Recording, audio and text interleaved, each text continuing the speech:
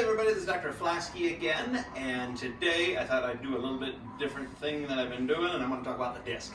This is something I talk to my patients about all the time because a lot of them come in with bulging discs or herniated discs. They have something called degenerative disc disease, which is where the disc starts breaking down.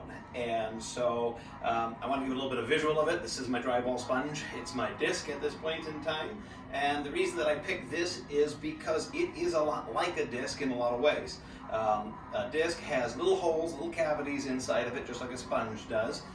Those are called lacunae, and inside of those lacunae you have something called a chondrocyte, which is a cartilage cell that actually produces the material of the disc. That's kind of their waste product.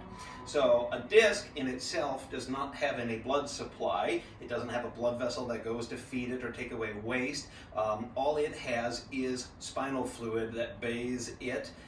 And in order for a disc to breathe, it actually has to compress up and down. And so it does, when you are squeezing out and squeezing and letting go, that pushes the water out of it and sucks new water in. And just as a nice visual today, we're going to put our disc in its spinal fluid, and I'm going to squeeze out all the bubbles, and there is a nice, healthy, wet disc.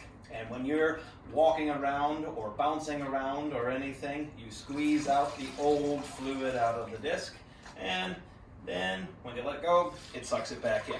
And so that is the only way that a disc has of getting new fluid into it that has all of the blood sugar and the oxygen and everything that a cell needs to live, and it only gets the waste products out by squeezing it. And that is why people that sit in a desk all day long, they don't move around too much, they're not bouncing their discs, and then they start to starve those chondrocytes of their blood sugar and their oxygen, and they kind of stew in their own waste, and eventually after enough time the disc cells will die, and when they can no longer produce enough of that cartilage to keep the disc healthy, it starts breaking down, and this is what we call degenerative disc disease.